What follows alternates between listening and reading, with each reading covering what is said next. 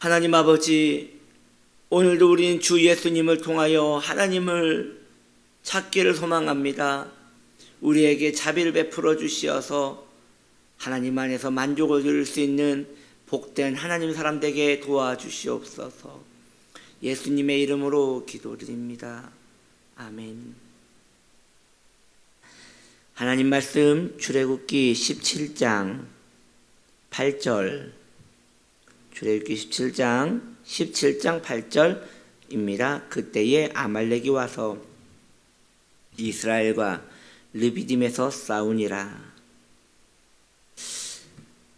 오늘 말씀의 제목은 아말렉은 누구인가? 아말렉은 누구인가라는 제목으로 함께 은혜를 나누려 합니다. 이스라엘은 모세를 향하여 목이 마르다고 원망을 하였습니다.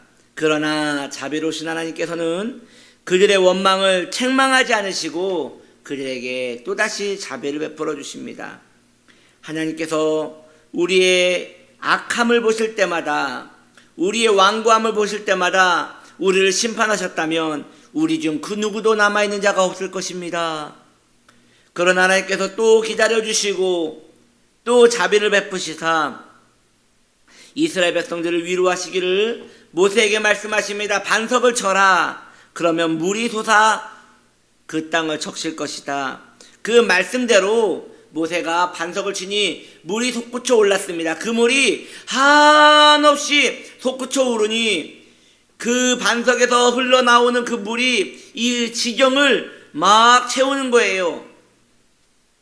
꼭 온천 터져 나오듯이 물이 막 솟구쳐 나오니까 그 지역이 웅덩이가 만들어지면서 물이 캠프장 같이 물이 만들어진 것이지요.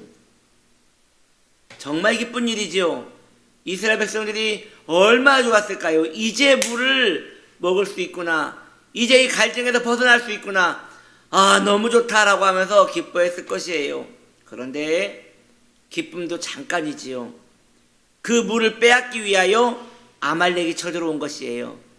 그 부근에 있던 아말렉이 그 물을 보자 그 물을 얻고 싶어서 그곳을 쳐들어온 것입니다.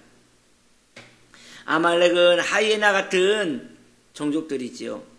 이스라엘 남자들을 모두 도륙하고 아이와 여인들을 모두 노예와 또 악한 일에 쓰기 위하여, 그리고 그에 더하여 그 물까지 다 빼앗기 위하여 쳐들어온 것입니다. 우린 여기에서 아말렉이 누구인지 한번 생각해 봐야 할 것 같아요. 아말렉은 에서, 여러분 야곱 에서 아시죠? 에서의 후손이에요. 창세기 36장 12절에 그런 말이 나와요.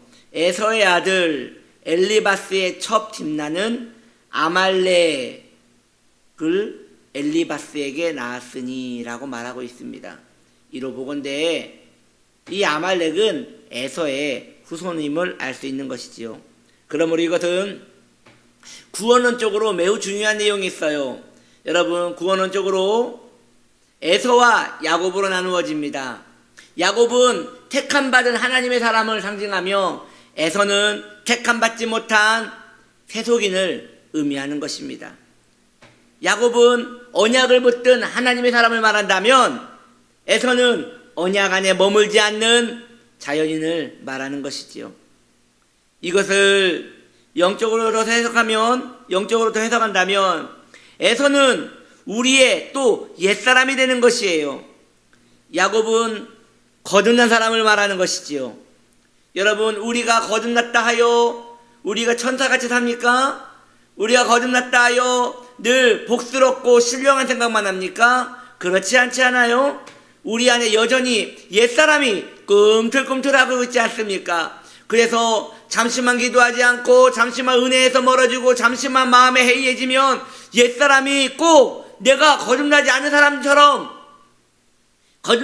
사람인 것처럼 다시 들쑤시고 일어나서 우리를 세속의 정욕으로 이끌어가는 것을 우리는 종종 보는 것입니다. 옛사람은, 성도 안에 있는 옛사람은 원수의 도구입니다. 성도의 영원한 적입니다. 그러므로 성도는 이에 대하여 슬퍼하며 몸부림을 쳐야 하는 거예요. 옛날 영화예요. 줄리안 로버츠 나오는 아주 옛날 영화인데 적과의 동침이라는 영화가 있었어요. 우리가 딱 그런 상황이에요.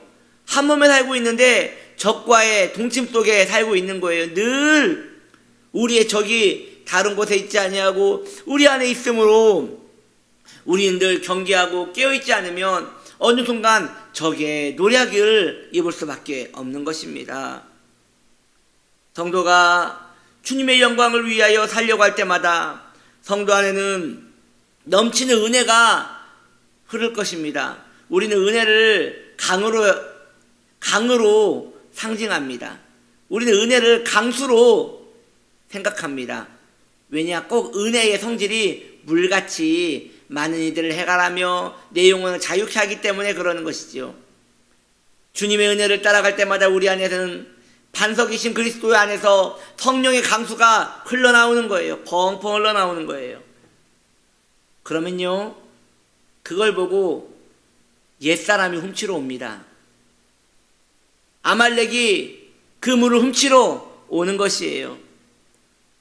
여러분, 이것은 너무나 적절한 비유인 것이에요, 여러분. 그러므로 성도는 은혜를 사모할 때마다 더 긴장해야 하는 거예요.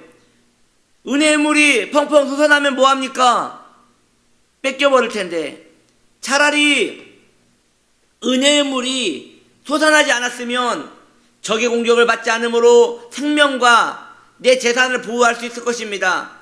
그런데 은혜의 강수가 흘러가면 원수는 물만 뺏어가는 게 아니에요. 내 생명과 내 환경과 내 감성과 이 모든 것들을 다 빼앗아 가려고 하는 것이에요.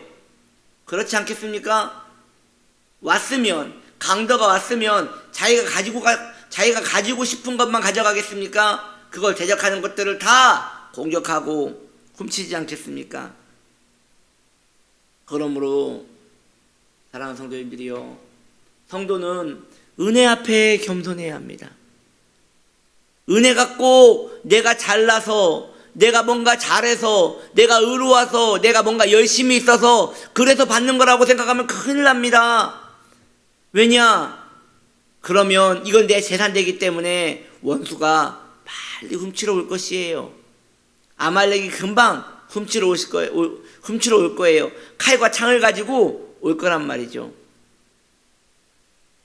우리 안에 있는 옛사람, 에서의 자손 아말렉, 이러한 것들을 늘 의식하며 살아가야지 우리가 우리의 영혼을 지킬 수 있는 것입니다. 그러므로 은혜는 우리로 말미암지 않습니다. 성도가 기도 많이 한다고 은혜 받는 거 아닙니다. 성도가 말씀을 잘 듣는다고 은혜 받는 거 아닙니다.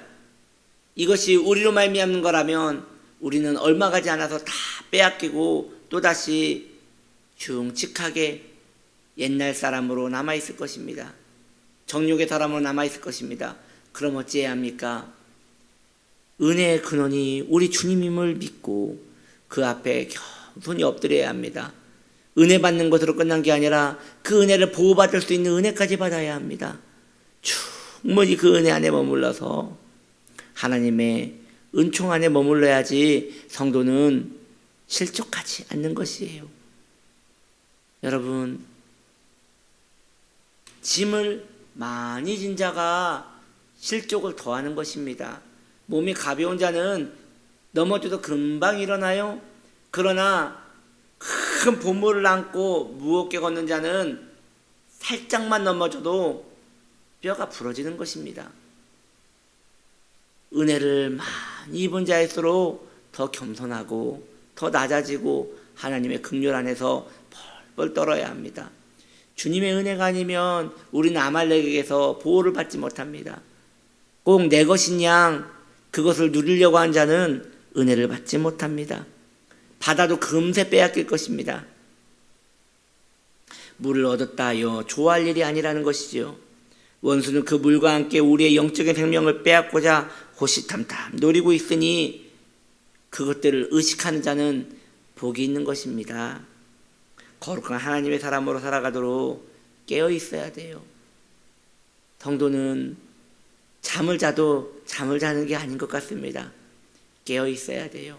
그래서 성도가 그 마음에 고요함이 있다는 것은 참 좋은 거거든요. 근데 여러분 그걸 아셔야 돼요. 성도의 고요함은 평안함이 아니에요. 아, 좋다.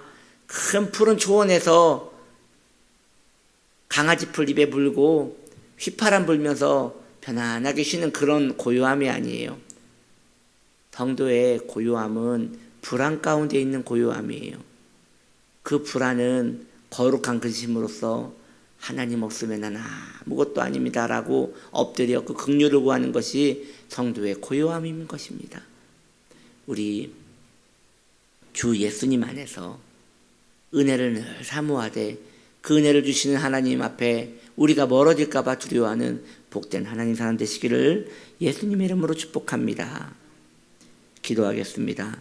자비로우신 하나님, 우리 안에 은혜 강수가 있지만 그것을 빼앗고자 늘 아말렉은 지키고 있습니다. 주님, 우리를 더 큰 은혜로 보호하여 주시어서 깨어 있게 하여 주옵소서. 받은 은혜를 늘 사모하며 하나님의 긍휼 가운데 머물 수 있도록 도와주옵소서. 주님, 우리가 은혜를 받은 게 중요한 게 아니라 은혜 주시는 주님을 붙들고 있는 게 중요한 것이오니 주님, 은혜의 근원이신 주님 앞에 늘 머물 수 있도록 복을 내려 주옵소서. 예수님의 이름으로 기도드립니다. 아멘.